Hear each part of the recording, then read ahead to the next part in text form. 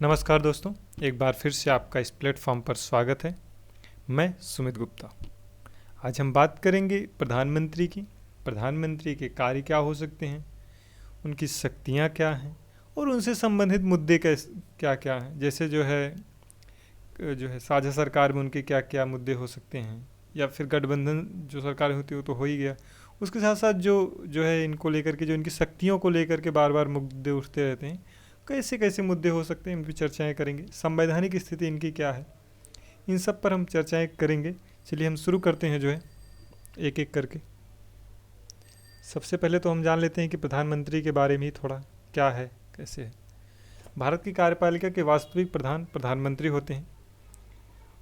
भारत के प्रधानमंत्री के लिए मतलब समान योग्यता किसी भी सदन के सदस्य, यानी कि कोई भी प्रधानमंत्री हमारे यहाँ बन सकता है।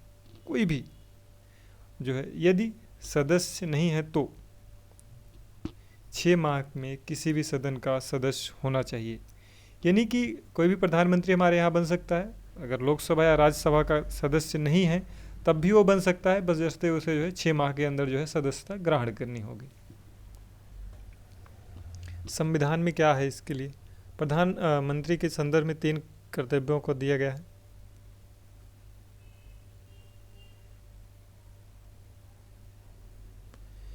पहला कर्तव्य इनका ये है, प्रधानमंत्री का, कोई भी प्रधानमंत्री जब होगा उसका पहले कर्तव्य यही है कि पीएम जो है अपने मंत्री और मंत्रिपरिषद की जानकारी जो है राष्ट्रपति के जो है समक्ष उपलब्ध कराएंगे। कोई भी मंत्री किसी भी प्रकार की जानकारी दे तो इसकी जानकारी अपने मंत्रिपरिषद को देंगे। यानी कि कोई भी मंत्री अगर कोई सार्वजनिक जानकारियाँ दे रहा है, या फिर कोई भी मीडिया या फिर प्रेस कॉन्फ्रेंस कर रहा है, या कहीं आ रहा है या कहीं जा रहा है, तमाम तरह की जो जानकारियाँ होती है वो अपने मंत्रिपरिषद को वो देता रहे। राष्ट्रपति जो है प्रधानमंत्री से किसी भी सूचना की मांग करते हैं तो पीएम, यानी कि राष्ट्रपति अगर कोई भी सूचना अगर प्रधानमंत्री से मांगते हैं तो प्रधानमंत्री जो है उस सूचना को जो है राष्ट्रपति के पास उपलब्ध कराते हैं। पहल मतलब राजनीतिक क्या क्या है इनके कारण, मतलब वैसे तो प्रधानमंत्री के 2 कार्य होते हैं, एक तो कार्यपालिका होती, कार्यकारी जो है कार्य होते हैं, और दूसरा राजनीतिक कार्य होते हैं। तो राजनीतिक कार्य में ही पहला जो है क्या है, हम इसकी चर्चाएं करेंगे। इसके अंतर्गत लोकसभा में अपना बहुमत सिद्ध करना होता है। यानी कि कोई भी प्रधानमंत्री अगर बनता है जो है तो उसे जो है अपना बहुमत बनाए रखना होता है, और 5 सालों तक लगातार उसे बनाए रखना पड़ता है। ये प्रधानमंत्री का पहला जो है कार्य है राजनीतिक में। दूसरा जो है, अगर देखें तो देश के अंदर समस्त प्रकार के विधि का निर्माण जो है समस्त विधियों में कराए जाते हैं। यानी कि जो भी जो है विधि का निर्माण कराया जाएगा वो समान होगा और सबके लिए होगा। यानी कि जो है विधायिका में ही कराया जाएगा जो भी विधि का निर्माण कराया जाएगा। विधायिका में विभिन्न मंत्रियों से संबंधित प्रश्न जो है सदस्य द्वारा पूछा जाता है।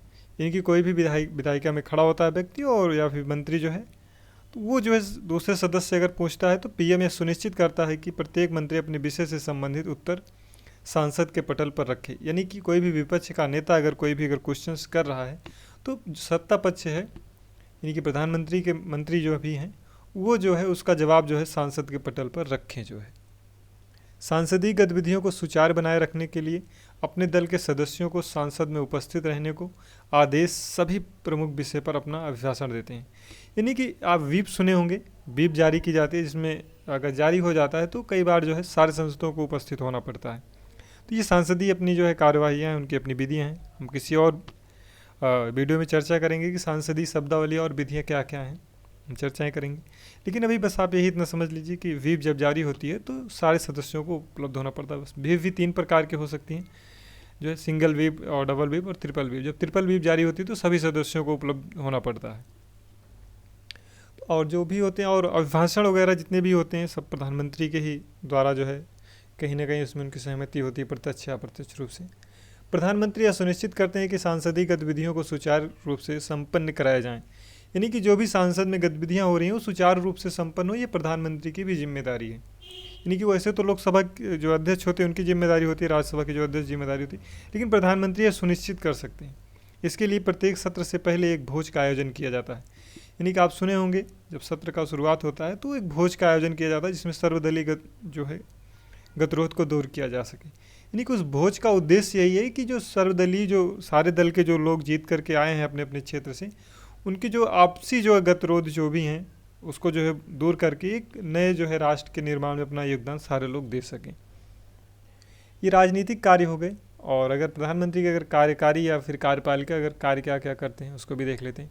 मंत्रिपरिषद को जांच करना, यानी कि जो भी मंत्रिपरिषद है उसकी जांच करते रहते हैं लगातार। अगर कोई भी मंत्री उसमें दोषी पाया जाता है तो उसको जो है पद से मुक्त कर दिया जाता है। वर्गीकरण करते हैं, कई सारे उसमें कैटेगराइजेशन होते हैं, कौन सा विभाग किसको देना है किसको नहीं देना है, ये सब प्रधानमंत्री की जिम्मेदारियों में आता है, वो भी कार्यकारी जो है कार्यों में।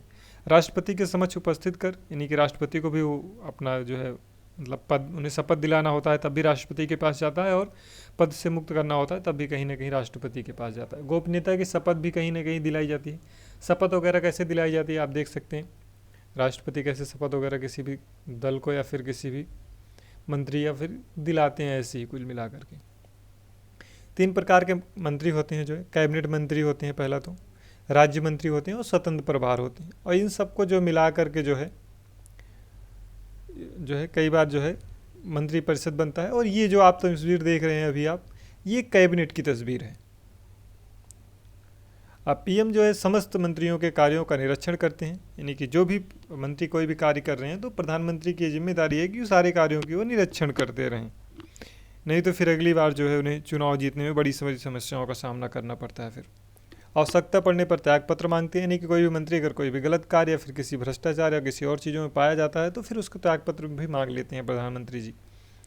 तो राष्ट्रपति से कहकर उन्हें पद से भी मुक्त कर दिया जाता है।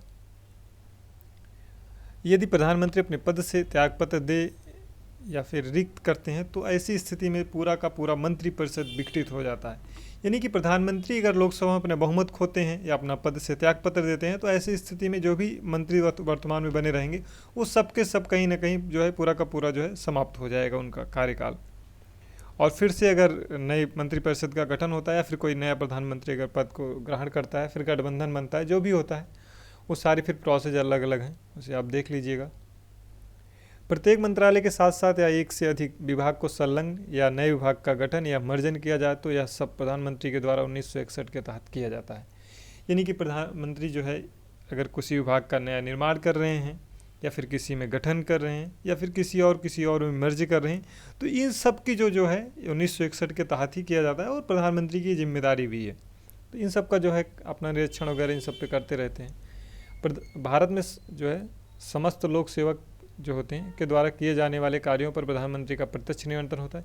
यानी कि जो IAS PCS अधिकारी वगैरह जो भी होते हैं ये सब अगर जो भी कार्य करते हैं इन पर जो है प्रत्यक्ष रूप से जो है प्रधानमंत्री जो है नियंत्रण रखते हैं। इसके अंतर्गत समस्त जो है प्रकार के प्रशिक्षण इत्यादि प्रधानमंत्री के द्वारा ही किया जाता है। अगर किसी का प्रशिक्षण कहाँ पे होगा, कैसे होगा, ये सब समितियों की रिपोर्ट के अनुसार जो है प्रधानमंत्री अंतिम अपना अनुमोदन देकर के राष्ट्रपति के पास भेज करके जो भी अपना प्रोसेस होता है संवैधानिक रूप से वो सारे किए जाते हैं, लेकिन प्रधानमंत्री की उसमें जो है भूमिका होती है। केंद्र सरकार के समस्त जो है मंत्री एवं राज्य सरकार के मंत्री के समस्त विदेशी दौरे की जानकारी आदेश दिया जाता है। यानी कि जो भी अगर कोई भी मंत्री किसी विदेश में जा रहा है या कोई विदेश से यहाँ पे आ रहा है या फिर कोई सी राज्य का मुख्यमंत्री किसी और देश में जा रहा है तो ये सारी जो जिम्मेदारियाँ जो है प्रधानमंत्री की हैं कि किसी को जो है विदेश जाने की अनुमति दी जाए या न दी जाए। जैसे आप केजरीवाल को अक्सर सुनते होंगे, केजरीवाल को कई बार जो है यानी कि प्रधानमंत्री भी जब स्वयं जो मुख्यमंत्री थे तो कई बार उन्हें विदेश जाने से रोक दिया जाता था, क्योंकि प्रधानमंत्री का ये कार्य है कि जो भी जो है विदेशी दौरे होंगे उससे प्रॉफिट एंड लॉस अपना जो भी उनका होता है वो अपना देख करके अपना वो निर्णय लेते हैं ताकि जो है देश की छवि जो है बनी रहे, खराब ना होने पाए। आंतरिक और राजनीति जो भी होता है आप देख लीजिएगा इसे।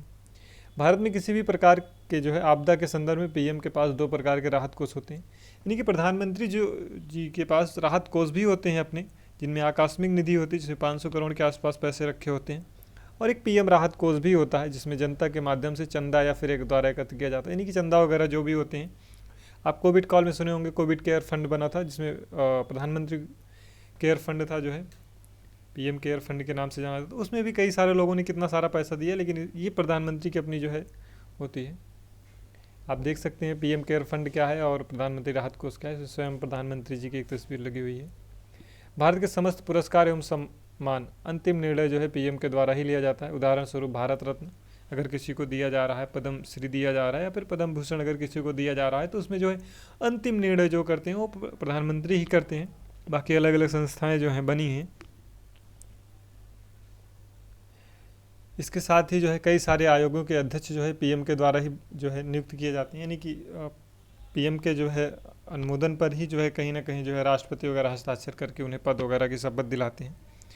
अप्रत्यक्ष रूप से या प्रत्यक्ष रूप से कई बार ये सब चीज़ें देखी जा सकती हैं। और इनसे संबंधित, प्रधानमंत्री जी से संबंधित अगर कोई मुद्दे हैं तो सबसे पहला मुद्दा तो यही हो सकता है कि प्रधानमंत्री की शक्तियाँ वगैरह क्या हो सकती हैं, इसे देख लेते हैं। अभी वर्तमान में प्रधानमंत्री मोदी जी हैं, इनकी एक तस्वीर। अगर आप शक्तियों के बारे में अगर देखें तो अगर विश्व से भी थोड़ा देख लिया जाए मिला करके क्या है ओवरऑल प्रधानमंत्री भारत की क्या कैसी कंडीशंस वगैरह हैं। भारत के अगर प्रधानमंत्री अगर अन्य देशों की तुलना में अधिक शक्तिशाली होते हैं, उदाहरण स्वरूप अमेरिका को अगर देख लीजिए तो वहाँ पे जो है विधायिका का नेता होता है, न कि कार्यपालिका का होता है। ब्रिटेन में भी जो है जो भी वहाँ के जो प्रधानमंत्री वगैरह बनते हैं वो जो है सम्राट के नेतृत्व में ही काम करना पड़ता है। लेकिन जबकि अगर भारत में अगर देखा जाए तो भारत में जो है प्रधानमंत्री ही सबसे शक्तिशाली हो जाते हैं, क्योंकि कार्यपालिका और विधायिका के दोनों के जो है वो होते हैं अपना। कार्यपालिका के तो वास्तविक रूप से होते हैं, विधायिका के तो होते ही होते हैं। राष्ट्रपति में समस्त संवैधानिक शक्तियों का प्रयोग प्रधानमंत्री के द्वारा ही किया जाता है। आप ये सब पढ़े होंगे लक्ष्मीकांत वगैरह में। इसीलिए भारत के प्रधानमंत्री सर्वशक्तिशाली होते हैं, यानी कि जब विधायिका और कार्यपालिका दोनों में अगर वर्चस्व हो जाता है किसी का तो वो सबसे शक्तिशाली हो ही जाएगा। तो वहीं पे है, पूरी क्षमता से अपने कार्यों को संपन्न करते हैं।